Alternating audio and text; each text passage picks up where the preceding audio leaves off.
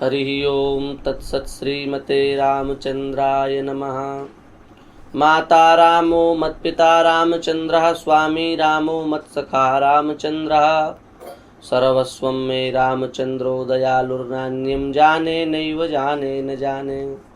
श्री सीता रामचंद्र भगवान की जय। हमारे भारतवर्ष में हिंदू संस्कृति एक ऐसी संस्कृति है जो अपने संस्कारों से केवल भारतवर्ष में ही नहीं अपितु संपूर्ण विश्व को आकर्षित करने की क्षमता रखती है। जब से आधुनिक लोगों के मन में पाश्चात्य पुस्तकों को पढ़ने वाले महानुभावों का कीड़ा घुस गया है, तब से उन लोगों को भारतीय संस्कृति की महिमा समझ में नहीं आ रही है। दुनिया भर में प्रचार फैला करके रखा है कि आपकी जो संस्कृति है ये तो केवल 4000 वर्ष पुरानी है। दुनिया भर में प्रचार फैला करके रखा है कि आर्य तो बाहर से आए थे। दुनिया भर में प्रचार फैला करके रखा है कि आपकी हिंदू संस्कृति में तो श्राद्ध है, परलोक है, पुनर्जन्म है, ये सब तमाशा बना करके रखा है। कहने का मतलब हमारा यह है कि हमारे नए युवा भाइयों के मन में ऐसे बीज बो दिए गए जिससे वे हिंदू संस्कृति के मूल सिद्धांतों से ही भटक गए।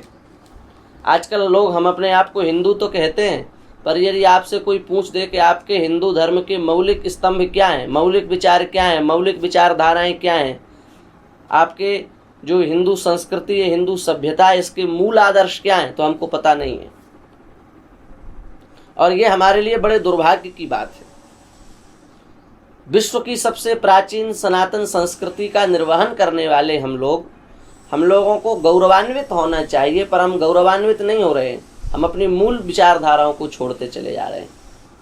इसलिए मन में भाव आया कि जो आज के युवा भाई हैं, जो पाश्चात्य संस्कृति में पल पुस रहे हैं, उन्हीं बातों को पढ़ रहे हैं, जिनको समय नहीं है कि वे पुराणों का, वेदों का अध्ययन कर सके, तो उनके लिए कम से कम इस बात का तो ज्ञान हो कि हिंदू धर्म जो है, सनातन धर्म जो है, भारतीय संस्कृति जो, उसका मूल आधार क्या है। तो इसीलिए आप लोगों के समक्ष हम अपने हिंदू संस्कृति के मूल विचारधाराओं को रख रहे हैं।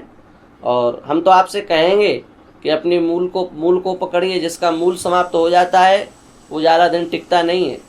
हम लोगों का मूल हिंदू धर्म है, सनातन धर्म है।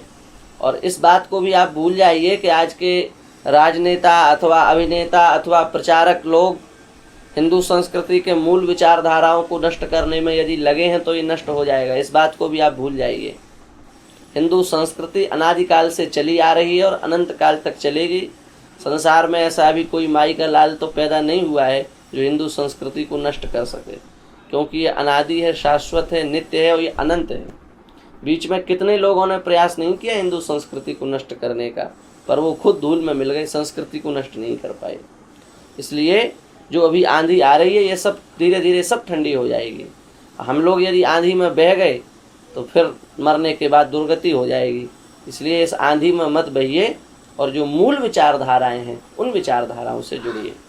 हिंदू संस्कृति की जो मूल विचारधारा है, जो प्राण है, वो सबसे पहला हिंदू संस्कृति का प्राण है पंडित जी, सदाचार। आजकल लोग सदाचार पर ध्यान नहीं दे रहे हैं।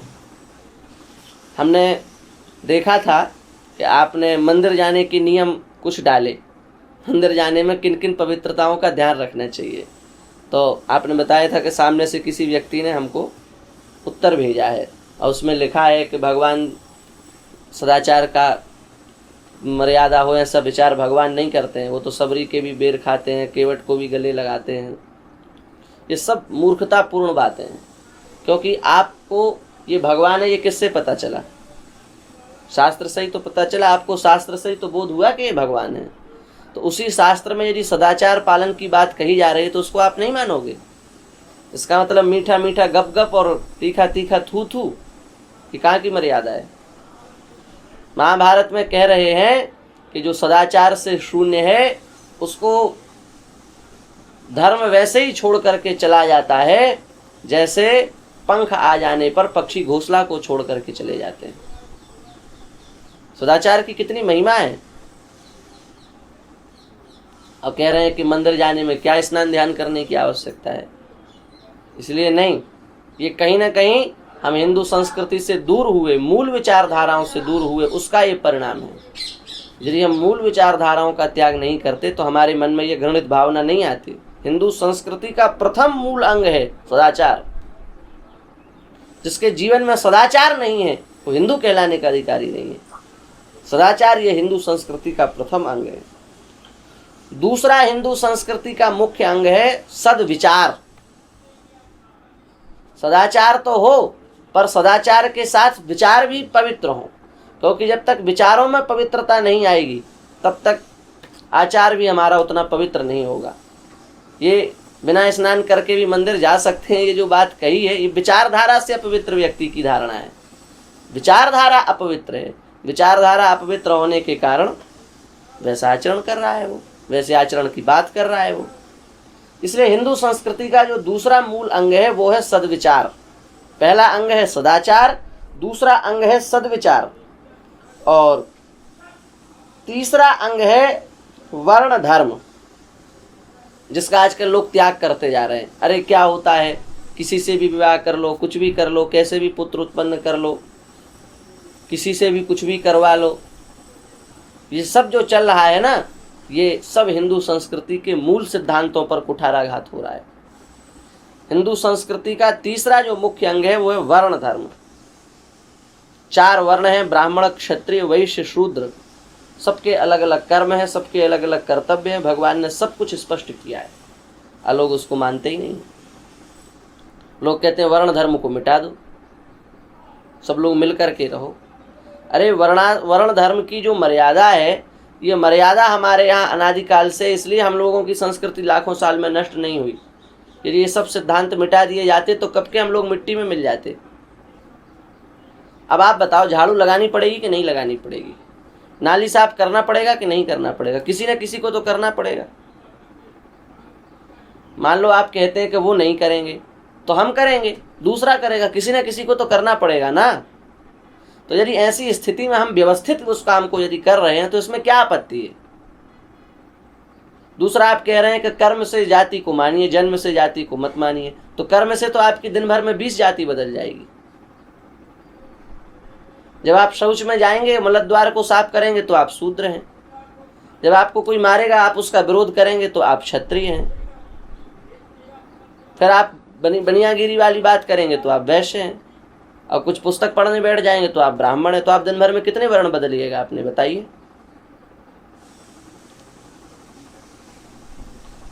इसलिए वर्ण धर्म जो है ये अनादि धर्म है, शाश्वत धर्म है, इसको मानना पड़ेगा। ये सनातन धर्म का तीसरा मुख्य अंग है। और सनातन धर्म का चौथा जो मूल अंग है वो है सतीत्व। इस देश में प्राचीन समय में जो रानियां थीं उन्होंने जौहर करना स्वीकार किया, पर पुरुष का स्पर्श स्वीकार नहीं किया। आजकल हम लोग अपनी मर्यादाओं को भूलते जा रहे हैं।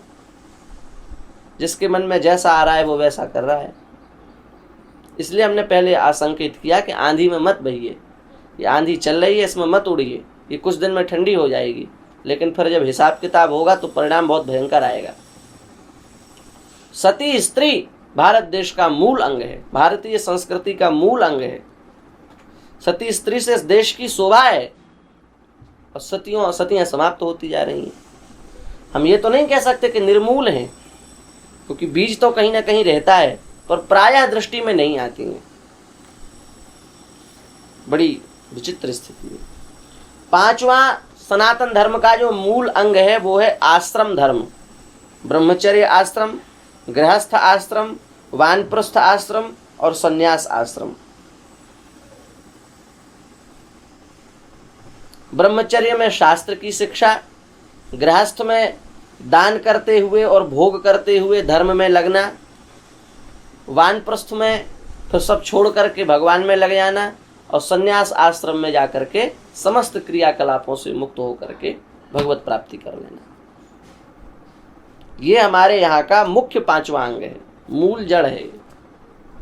अब आश्रम धर्म भी धीरे धीरे लुप्त होते चले जा रहे हैं। ब्रह्मचर्य आश्रम में ही व्यक्ति जो है वो ब्रह्मचर्य का परित्याग कर देते हैं। गृहस्थ आश्रम में व्यक्ति धर्म के लिए नहीं भोग के लिए जा रहा है। वानप्रस्थ आश्रम तो गायब ही हो गया है।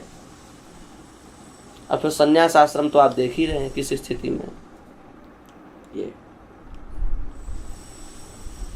तो ये 5वां मूल अंग है आश्रम धर्म। सनातन धर्म का 6ठा मूल अंग है दैव जगत, दैवी शक्तियों पर विश्वास। ब्रह्मा जी भी कोई हैं, शंकर जी भी कोई हैं, भगवान विष्णु भी कोई हैं, 33 कोटि देवता भी कोई हैं। इनकी मान्यता पर विश्वास करना, ये जो है ये सनातन धर्म का 6ठा मूल अंग है। आजकल लोगों का विश्वास धीरे धीरे उठता जा रहा है। हमारे देवताओं के विषय में ऐसी ऐसी बातें सुनाई जाती हैं कि लोगों का मन भ्रम में पड़ जाता है। ब्रह्मा जी के विषय में सुना दिया, अरे वो तो अपनी कन्या के ही पीछे भाग गए, आपके शिव जी तो मोहिनी के पीछे भाग गए, आपके विष्णु जी ने तो गला काट दिया।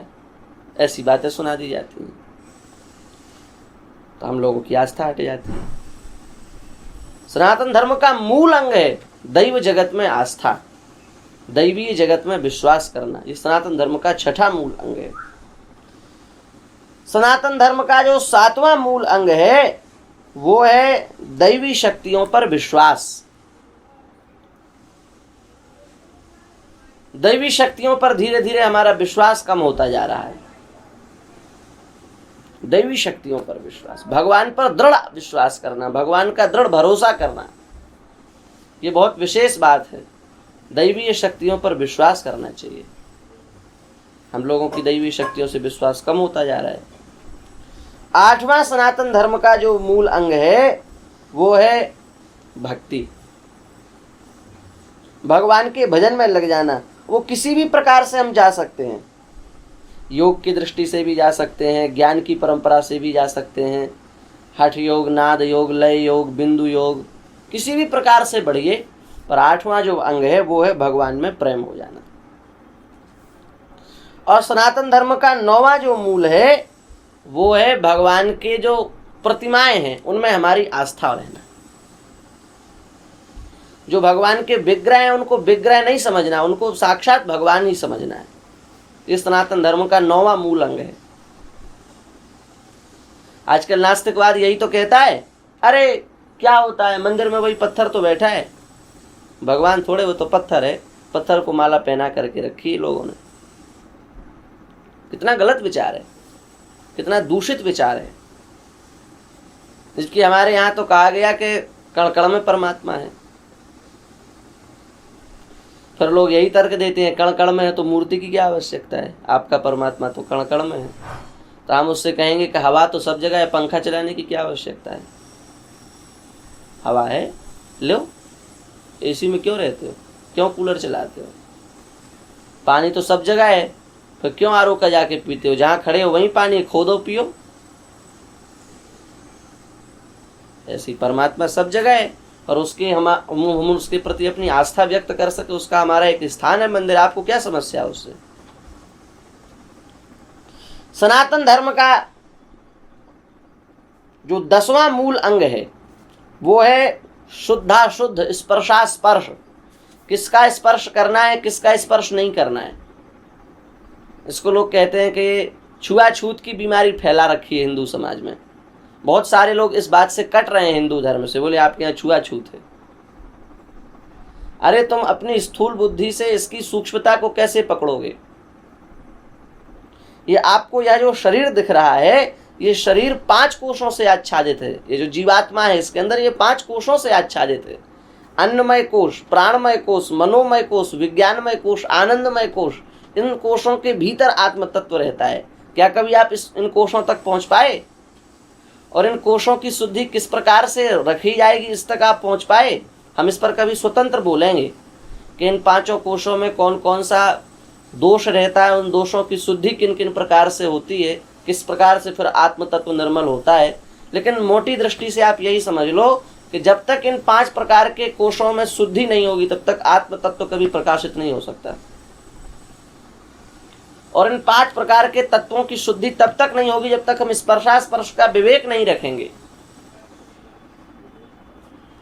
किसको छूना है किसको नहीं छूना, जब तक हम इन बातों का विचार नहीं रखेंगे तब तक इन 5 कोशों की शुद्धि नहीं हो सकती। हमारे यहाँ तो कहा गया है कि किसी को भी स्पर्श करने की आवश्यकता है ही नहीं। ब्राह्मण के लिए तो लिखा है कि यदि किसी का भी स्पर्श कर ले तो कान का स्पर्श करना चाहिए, दूर से बात करे, किसी के पास जाने की आवश्यकता ही नहीं है उसको। 11वां सनातन धर्म का जो मूल अंग है वो है यज्ञों और महायज्ञों पर विश्वास करना।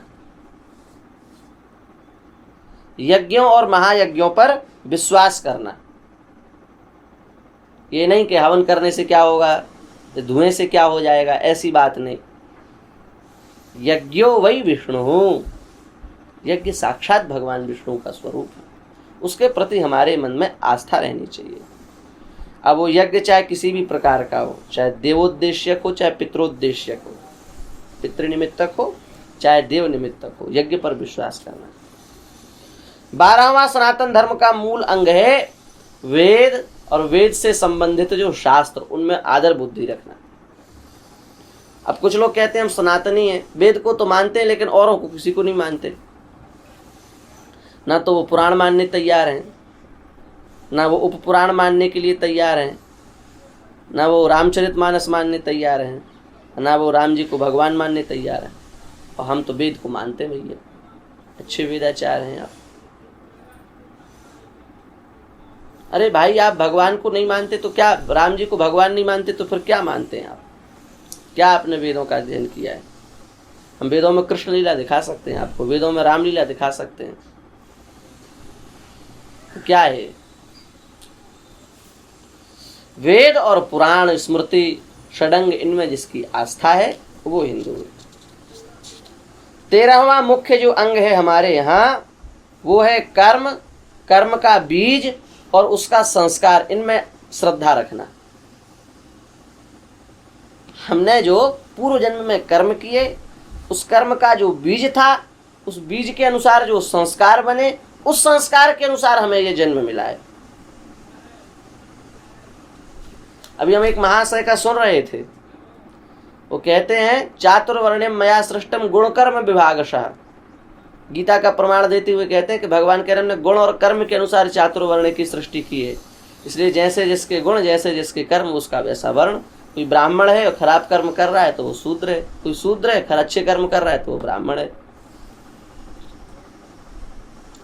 हमने उनको सुना, वो उनका वो चलाते हैं, वो गिव गीता चलाते हैं और गीता का उटपटांग ज्ञान दे रहे हैं लोगों को। चातुर्वर्ण्यम मया सृष्टम गुण कर्म विभागशः का मतलब ये थोड़े कि इस गुण कर्म विभागशः के अनुसार पूर्व जन्मों में जैसे गुण किए, जैसे कर्म किए, उन कर्मों के जो बीज बने, उन बीजों का जो संस्कार था, उस संस्कार के अनुसार आपको जन्म मिला। इस जन्म के गुण कर्म की बात थोड़े वहां कही जा रही है, लेकिन लोग विचार नहीं रख रहे हैं शास्त्र की बात का। आपके जो पूर्व जन्म प्राक्तन कर्म है, उन कर्म के अनुरूप आपको इस बार जन्म मिला। अब इस जन्म में आप यदि उन कर्मों से विरुद्ध कर्मों में जाओगे तो कर्मों और कर्मों की लड़ाई होगी, आप बहुत पीछे रह जाओगे साधन में, क्योंकि आपके संस्कार में ऐसे ना, पर उनसे उनको लड़ना पड़ेगा। पॉजिटिव नेगेटिव को आप मिला दोगे आपस में तो क्या होगा? अब पॉजिटिव से पॉजिटिव जोड़ दोगे तो बढ़ जाएगा, लंबा चला जाएगा। ये इसलिए कर्म बीज और कर्म संस्कार, इनमें जो विश्वास रखे, इस पर भी हम अलग से बोलेंगे, मीमांसा के सिद्धांत को दृष्टिगत रख के बोलेंगे। ये सब बड़े विस्तृत विषय हैं, पर ये तो हम नए लोगों को समझाने के लिए सब सूत्र रूप में बोल दे रहे हैं। 14वां सनातन धर्म का जो मूल अंग है वो है पुनर्जन्म में दृढ़ विश्वास। ये नहीं कि यावत जीवेत सुखम जीवेत ऋणम कृत्वा घृतम पिबेत, ये नहीं है हमारे यहाँ। हमारे यहाँ तो पुनर्जन्म में विश्वास है। एक माता के 2 बालक हैं, उन दोनों बालकों की अलग अलग प्रवृत्ति है। क्यों? क्योंकि जैसे उनके जैसे जो जिस जन्म से आए हैं पिछले से, उनकी वैसी प्रवृत्ति है। हमारे यहाँ पुनर्जन्म पर बहुत दृढ़ प्रकाश किया गया है। और पंडित जी, पुनर्जन्म ही नहीं, पुनर्जन्म और श्राद्ध, पितृलोक, पितर, इन सब पर भी बहुत पुष्टि की गई है। हमारे यहाँ कुछ लोग हैं जो अपने को सनातनी मानते हैं पर श्राद्ध का खंडन करते हैं। विचार करने की बात है भैया, आप कैसे सनातनी हो? मूल अंगों को ही छोड़ के रखे हो। कोई कहे कि हम मुसलमान हैं और कुरान को नहीं मानते हैं, तो उसकी क्या स्थिति होगी? हम लोगों के यहाँ क्या है, सनातनी अपने को कोई भी कहता और कह देता हम तो इस चीज को नहीं मानते हैं, हम लोग कुछ नहीं कहते उसको,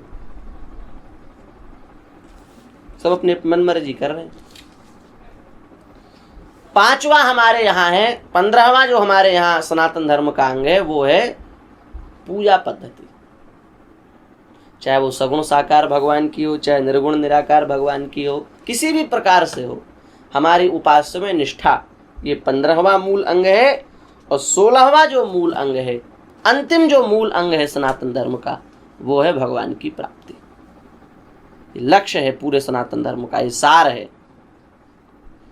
जीवन में भोग मिले, जीवन में काम मिले, जीवन में योग मिले, जीवन में समस्त प्रकार की उपलब्धियां प्राप्त हो जाएं, पर जीवन में यदि राम ना मिले तो सब काम माटी में मिल जाएंगे। इस संसार रूपी बाटी में यदि राम नहीं मिले तो जितने आपके काम है वो सब माटी में मिल गए। इसलिए सनातन धर्म का 16वां जो मूल स्तंभ है वो है परमात्मा की प्राप्ति। इन 16 अंगों का जो आदर करता है, इन 16 अंगों में जो श्रद्धा रखता है, इन 16 अंगों में जो विश्वास रखता है, वही सनातनी कहलाने के योग्य है, वही सच्चा सनातनी है। ये सनातन धर्म के मूल सिद्धांतों की चर्चा की, यही कहकर के हम अपनी वाणी को विराम देते हैं। श्री सीता रामचंद्र भगवान की जय।